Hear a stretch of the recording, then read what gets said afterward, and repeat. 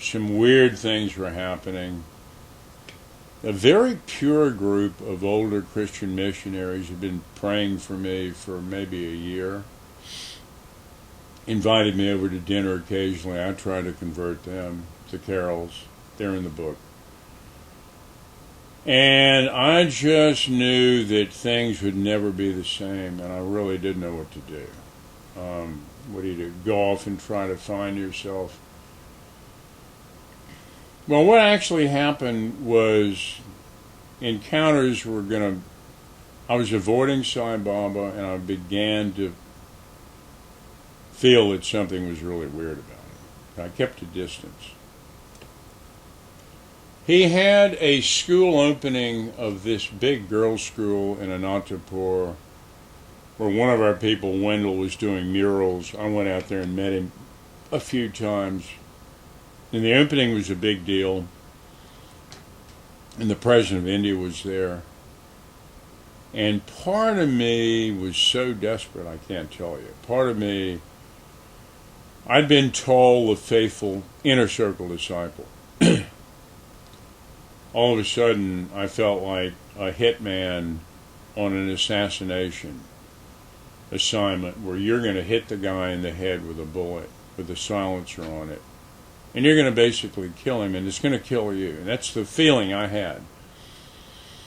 And I thought, I'm going to somehow expose him that he's not God. It's a big claim to be God, trust me. You say, well, worship me every day. If you're not God, that's a real problem. And I knew about the impurity, and I just thought, here at the festival, I'm going to grab his robe when he walks by, and if I can grab it, it means he didn't read my mind. He didn't know what I was going to do. And I grabbed his robe, and he literally, it became taut, and he jumped back, and he cursed me.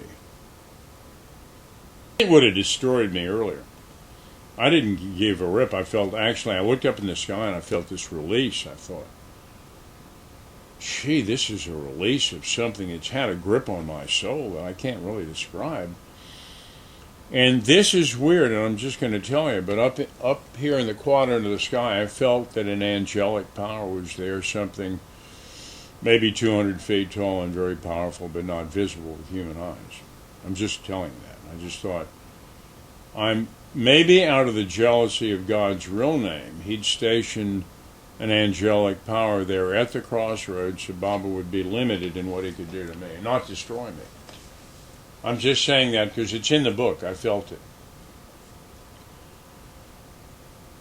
And I left silently that night with Suryadas. We crept away, and I thought, it's not safe to stay here after he'd cursed me out.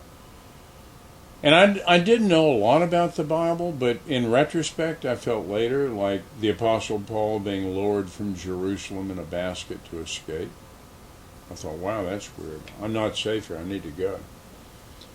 So to really make the story go full circle, some of us, inner circle people, had met at the Regent Guest House on Brigade Road in the city of Bangalore. And some of them asked, well, how do you explain Sai Baba? And I came up with that Matthew 24:24, and there shall come false Christs and false prophets, working great signs and wonders to lead us astray, if possible, the very elect of God. That he's that. Well, who's the real Christ? Christ. Something incredible happened to me. I'm going to call it a miracle. But I was close to weeping, and I was on my knees, and I knew inside to ask Christ to be my Lord and Savior. And at that point, a huge change came over me, and I felt completely freed. A giant change happened in the way I put in the book. I went from this dark abyss into the heavenlies in him. And I've been converted ever since. And he died. And all I can tell you, I was in Sausalito. I drove my BMW motorcycle to Marin County, and a friend told me on the cell phone, well, guess what? Sai Baba just died. I just thought, he has no hold over me. He lied about when he was dying. His mortal coil is gone. He's not the Son of God, believe me.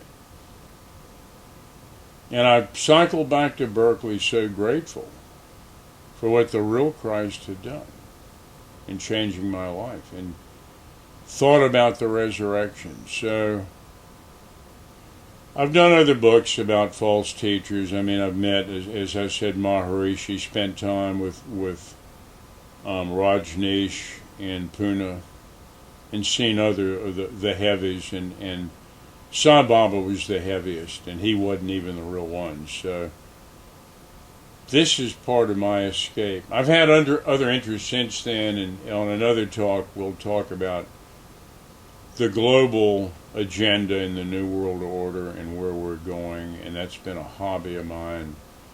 I'll tell you one of my little bylines, and that is that I know a lot of very bright people.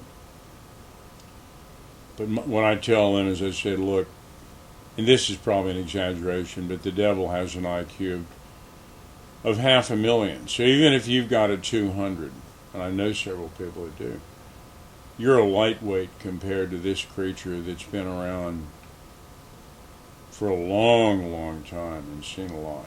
He's a deceiver.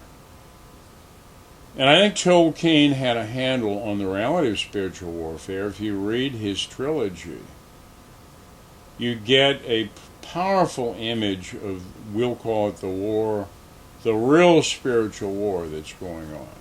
Tolkien had a grip on the whole thing. And of course, he was a Christian at Oxford, an Oxford professor of philology. And he knew, and I knew when I read his book later, my gosh, he's kind of writing about what we went through on a spiritual level. So file that one away. But again, I feel a couple of days after Sai Baba's death in Puttaparthi that I need to, I've written stuff and been known on it on the internet for years, but I've rarely said anything. So I'm going to just, that's what I'm telling you right now. It was a hard book to write. It was an 800-page manuscript that became a 400-page book, and I showed it to you. Here it is. A lot of work.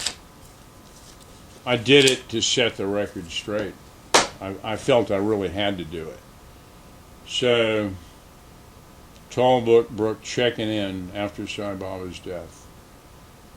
And we'll talk again.